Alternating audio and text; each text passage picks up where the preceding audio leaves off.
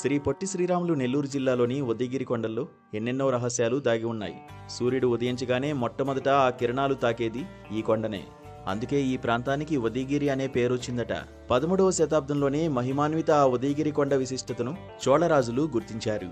ఆపై కాకతీయులు, గజపతులు, విజయనగరం రాజులు, గోల్కొండ నవాబులు, బ్రిటిష్ వారి పాలనలో ఉదయగిరి ఓ వెలుగు వెలిగింది.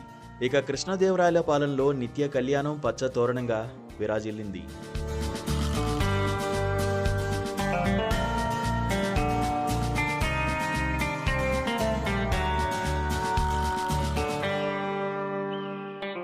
నెల్లూరు జిల్లాలోని ఉదయగిరి ప్రాంతం, అక్కడి కొండ ఎంతో ప్రసిద్ధి చెందింది. సముద్ర మట్టానికి సుమారు 3600 అడుగుల ఎత్తున ఈ కొండ ఉంది. కొండపై నుంచి మనుషుల కదలికల్ని కనిపెట్టే వీలుంది.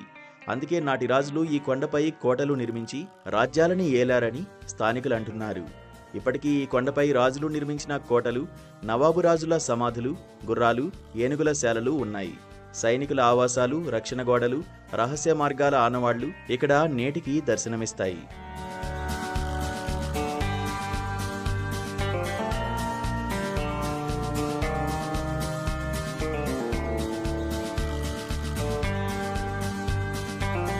శ్రీకృష్ణదేవరాయలు ఉదయగిరికి చుట్టుపక్కల ప్రాంతాల్లో 365 ఆలయాలు నిర్మించారు. కొండ దిగువన మహాకళ్యాణ మండపం నిర్మించారు. ప్రతిరోజు ఓ స్వామివారి కళ్యాణం జరిపించేవారు. ఇప్పటికీ ఆ మహాకళ్యాణ మండపం, శ్రీకృష్ణుడు, శ్రీరంగనాథ స్వామి ఆలయాలు ఉన్నాయి. ఆయన పాలనలో ఉదయగిరి నడివీధుల్లో రత్నాలు, కెంపులు, వజ్రాలు, వైడూర్యాలు, ముత్యాలు వంటివి రాసులుగా పోసి అమ్మేవారట. ఇక గోల్కొండ నవాబుల పాలనలో తీవ్ర దుర్భిక్షం నెలకొందని చరిత్ర చెబుతోంది.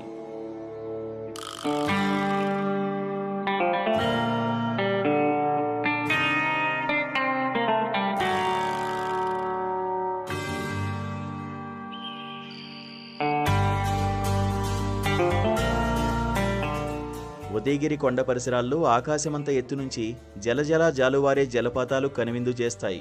రాతి గుహల్లో అద్భుత శిల్పకళా చాతుర్యం, శ్రీ నరసింహస్వామి, శ్రీ వెంకటేశ్వర స్వామి, సీతారాములు, గంగమ్మ ఆలయాలు, నేటికి చెక్కు చెదరని కోట బురుజులు, ఎటు చూసినా కనువిందు చేసే వెలిగొండ అడవుల చిక్కటి పచ్చదనం ఎంతటి వారినైనా ఆశ్చర్యానికి గురిచేస్తాయి. మరోవైపు ఉదయగిరి కొండపై సంజీవిని ఉందని స్థానికులు అంటున్నారు. గతంలో 2 పర్యాయాలు కేంద్ర బృందాలు ఉదయగిరి ప్రాంతాన్ని సందర్శించాయి. రోజులు తరబడి అనేక అన్వేషణలు చేసిన ఆ బృందాల్లోని నిపుణులు ఈ కొండపై 1,00,000కు పైగా అద్భుతమైన ఆయుర్వేద మూలికలు ఉన్నాయని తేల్చారు. ఉదయాద్రి అనే నెల్లూరు జిల్లాలో అతి ప్రాముఖ్యమైన ఉదయగిరిని దుర్గం కొండగా పిలుస్తూ ఉంటారు. పూర్వము శ్రీకృష్ణదేవరాయలు ఇక్కడి నుంచి పరిపాలన చేస్తూ ఇక్కడి నుంచి రాజ్యపాలన చేస్తుండేవాడు. ఆ తర్వాత కొంతకాలం తర్వాత క్రీస్తు పూర్వం కూడా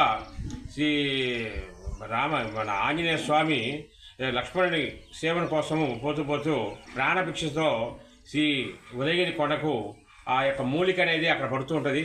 పన్నదని అందరూ శాశ్వతంగా చెబుతూ ఉంటారు. సంజీవిని, ఆ యొక్క సంజీవిని లక్ష్మణుని బతికించడం కోసం సంజీవిని తీసుకుపోతుంటే ఒక చెట్టు కొమ్మ అక్కడ కొండ మీద పడ్డదని అక్కడి నుంచి కొంతమంది కూడా గతంలో ఒక బర్రె చనిపోతే ఆ బర్రె కూడా ఆ చుట్టు కొమ్మ తగిలి బతికిందని చెప్తూ ఉంటారు. దుర్గం చుట్టూ, ఈ కొండ చుట్టూ కూడా అనేకమైన దేవాలయాలు ఉన్నాయి. కింద శ్రీ రంగనాథ స్వామి దేవాలయము, దాని యొక్క గోపురాలు, మండపాలు మరియు కోనేర్లు కూడా, అడుగడుగున కోనేర్లు కూడా ఉన్నాయి. వాటిని కూడా పునర్నిర్మాణంగా దేవస్థానం వాళ్ళకి దీన్ని దేవాలయ శాఖ వాళ్ళు గుర్తించి అందుబాటులో చేస్తే చాలా బాగుంటుంది. అందులో పర్యాటక కేంద్రంగా రూపుదిద్దుకుంటుంది. ప్రస్తుతం ఈ ఉదయగిరి కొండపై అనేక సార్లు గుప్త నిధుల కోసం దుండగులు తవ్వకాలు జరిపారు. ఈ ప్రాంతంలో ఎక్కడికి వెళ్లినా నాటి చారిత్రక శిల్పాలు, పెద్దపాటి బండరాళ్లు, శిథిలమైన నిర్మాణాలు కనిపిస్తాయి.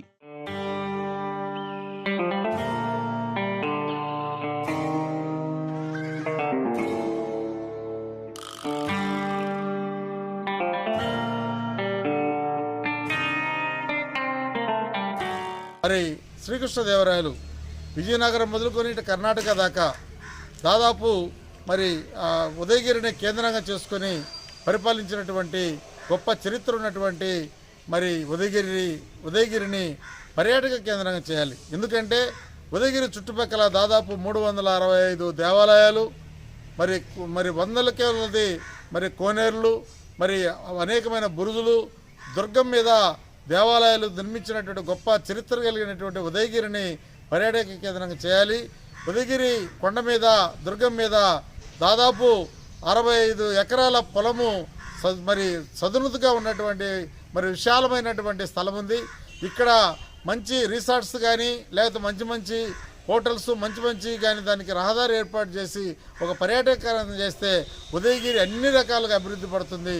ఉదయగిరికి ఇప్పటికే దాదాపుగా 3 మరి హైవేలు వచ్చినటువంటి సందర్భం, ఒక గ్రీన్ వే హైవే వచ్చిన సందర్భం, ఇవన్నీ కూడా చూస్తూ ఉంటే ఎప్పుడైతే ఉదయగిరిని పర్యాటక కేంద్రంగా రాష్ట్ర ప్రభుత్వం ప్రకటిస్తుందో అప్పటి నుంచి అభివృద్ధి ఉదయగిరికి ప్రారంభించబడుతుందని ఒక సందర్భంగా తెలియజేస్తున్నాను.